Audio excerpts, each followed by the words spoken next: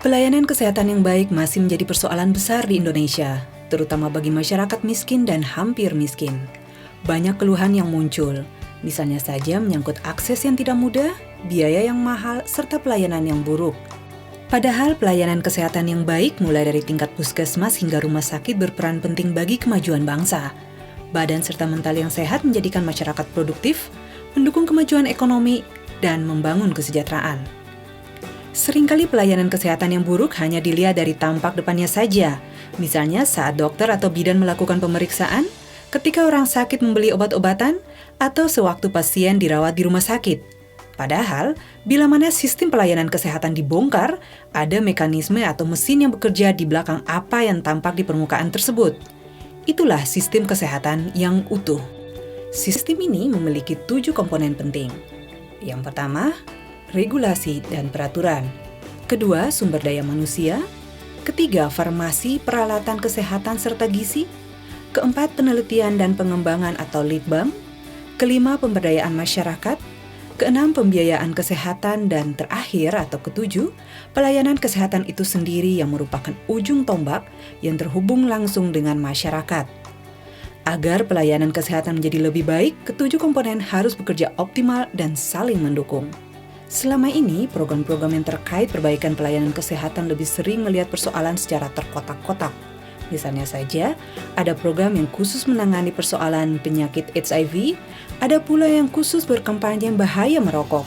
Atau, ada pula program yang memfokuskan diri pada keselamatan ibu hamil dan bayi. Semua program tersebut baik, bahkan sangat baik. Tetapi perlu pula diambil langkah-langkah penyelesaian masalah yang melihat sistem kesehatan sebagai sebuah mesin yang utuh. Nah, menyadari pentingnya kehadiran sebuah program untuk menelurkan solusi-solusi bagi perbaikan sistem kesehatan secara lebih utuh, pemerintah Indonesia melalui Kementerian Kesehatan dan pemerintah Australia melalui Departemen Luar Negeri dan Perdagangan atau DFAT, bersepakat untuk bekerja sama melalui program yang secara khusus bertujuan untuk penguatan sistem kesehatan. Program ini dinamakan Australia-Indonesia Partnership for Health System Strengthening yang disingkat AIPHSS.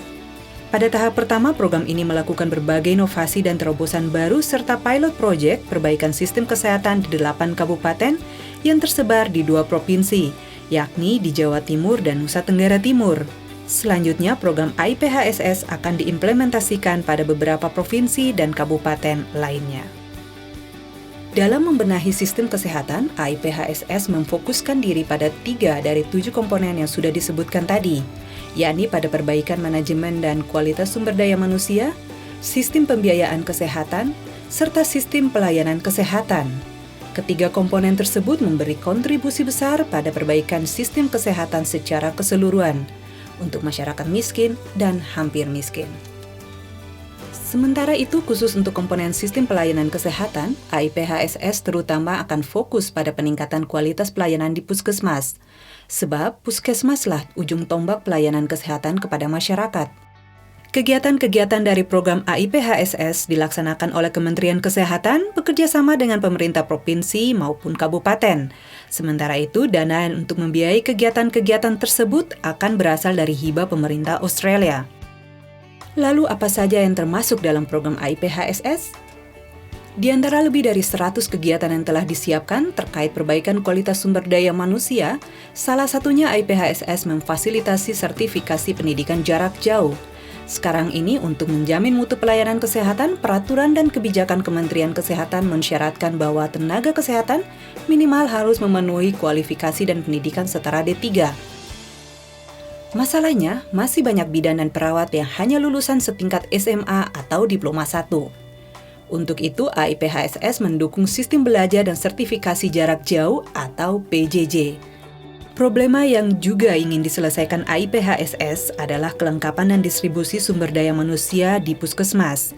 Sekarang ini pemerintah fokus memastikan ketersediaan tenaga dokter, dokter gigi, bidan dan perawat untuk pelayanan kesehatan termasuk ibu hamil dan bayi. Padahal, sebuah puskesmas yang baik membutuhkan kehadiran dan keahlian seperti tenaga farmasi, promosi kesehatan, sanitasi lingkungan, ahli gizi, laboratorium, bagian administrasi, serta tenaga dengan keahlian lainnya. Bila mana puskesmas memiliki penyuluh kesehatan yang handal, masyarakat dapat diajak untuk menerapkan gaya hidup sehat. Penyuluh dapat membimbing mereka membangun lingkungan yang bersih, menghentikan kebiasaan merokok, memperhatikan gizi makanan, membawa anak-anak untuk imunisasi hingga berpartisipasi dalam keluarga berencana. Lalu menyangkut sistem pembiayaan, AIPHSS memberikan bantuan dalam persiapan menyongsong dimulainya proses Jaminan Kesehatan Nasional atau JKN. Di samping itu, program ini juga membantu menyusun anggaran secara terintegrasi di tingkat provinsi dan kabupaten.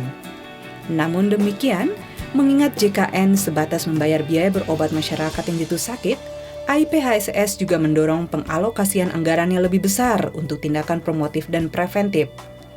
Selama ini, fokus pemerintah pusat, provinsi, dan kabupaten kota adalah menggelontorkan puluhan triliun rupiah untuk membantu biaya berobat masyarakat yang jatuh sakit. Padahal yang terpenting adalah mencegah mereka jatuh sakit. Harapan kita dengan sistem kesehatan nasional, provinsi, dan kabupaten kota yang lebih baik, pelayanan kesehatan akan meningkat.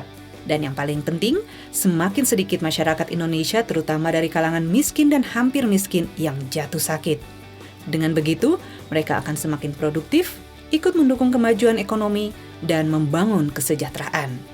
Sistem kesehatan yang baik akan membuat masyarakat lebih sehat, masyarakat sehat, masyarakat sejahtera.